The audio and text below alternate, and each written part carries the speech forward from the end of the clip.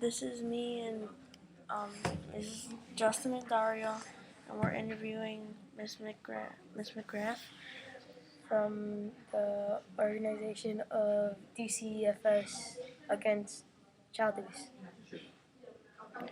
She's a social worker at her school, and we're gonna ask her a couple questions. Number one, if you suspect a child being abused at home, what are the procedures to get help for this child? Okay, so as school people, whether it be me as a social worker, or teachers, or principals, or lunch ladies, school bus drivers, anybody, if any of those people that work in a school think a student could possibly be being abused at home, by law they have to contact DCFS, which is Department of Children and Family Services. So for me, what happens is that if it comes to my attention, something could be happening unsafe to a student. What I do is I usually talk to that student and try to find out from them what's happening. And then at that point, then we contact DCFS.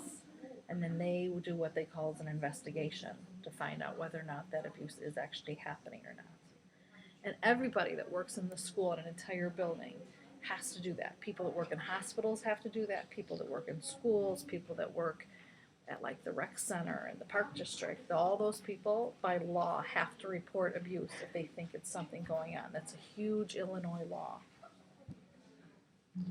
Um, question two. Well, not you're done. Question two, remember? Uh, are there organizations to help children and families overcome the effect of abuse? Yeah, absolutely. There's lots of good organizations that's going to help not only the kids that are being abused, but also families that have a hard time, that don't know how to be a good parent, that end up doing things that are not necessarily right. So the first organization that gets involved is usually DCFS, which we talked about in our last question. So they kind of came in and they decide whether or not they think the abuse is happening or not. They do, like they said, what they call as an investigation.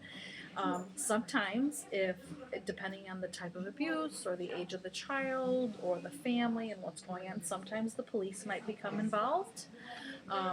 So once that happens, once then an investigation is done, either with DCFS or DCFS and the police, then if they do think abuse is going on, then there's other organizations that might get involved. So lots of times then DCFS might give counseling to the family, they might give counseling to the child who's been abused, or they might refer out to other places like organizations like Pillars or community counseling services. So there's lots of places that are either in Berwyn or Cicero or in Chicago that will help the kids and their families who are dealing with abusive situations.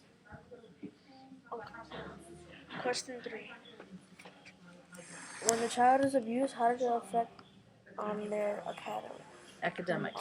Well, Wait. so let's think about this. If there's students that are dealing with this really big thing, if there's students or kids that are afraid to go home, or they're afraid that when they do go home something bad's going to happen, or they know that last night something bad happened at home, that affects their academics, because aren't they going to have a hard time paying attention in class, right? Yeah. How are you going to concentrate on your CBL assignment when you know in the back of your head, oh my gosh, this really bad thing happened last night, or I'm really sore right now because I got hit in the back by my dad last night. Gonna happen, like Or when the I get image- home. Or something's going to happen when The I get images home. keep coming up and up. The images might keep coming up. So here's the thing, you might be really distracted by what's going on at home or what's going on with you personally, and of course that's going to hurt your academics, because again, how are you going to concentrate on writing a good paper or doing your math problems, or doing a health assignment, whatever it might be, if you have such big things that are bad things going on to you at home, if you're scared to be at home. So yes, a lot of times kids who are in situations that are abusive do not have good academics because they can't concentrate on their academics. And when a child is abused, how does it affect their social skills? like friends and things like that. Yeah, I think student that's being abused, a child that could be abused, I think could affect them in a lot of ways. Their academics, their social skills, their independent skills, all kinds of skills, right? Even just your thinking skills. So again, if we're talking about a child who's unsafe at home, things aren't going well, what might happen? If you know you can't trust your mom or dad because they abuse you, isn't going to make you not trust other people as well? Right? Yeah. Don't you think? So you might not be able to trust people. You might not know how to talk to people because you're afraid that you're going to get yelled at with the simplest thing you say, right? You may not be able to know how to make friends or make relationships in general because, again, you're not really being taught that at home. You're being taught Because that- other bad things. It's like it haunts you. That's why you don't like trust people. Absolutely. It haunts you. You don't know who to trust and who you can't. Because if you can't trust the people that are raising you, how are you going to trust other people, right? So yeah, so trust is a big one, and that affects everything. That affects how you talk to people, how you make friends, how you just go about every day, how you go up to the lunch lady to ask her for an extra milk, right? If you're afraid you're going to get yelled at, how are you going to do that, right? And what you mean by like when like not like doing like not trusting anybody, and like especially like how this world is right now, because there's like killings every day. Mm-hmm. So Yeah, sometimes it's hard to trust people in general nowadays, right? Because there's so many bad things that happen.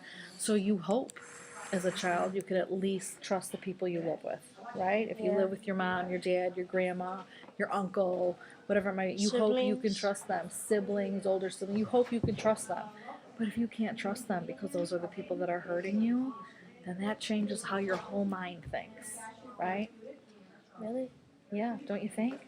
Oh yeah, because like then you would think that everybody's the same way. Maybe everyone's the same way. Maybe everyone's going to hurt you. You don't know that, right?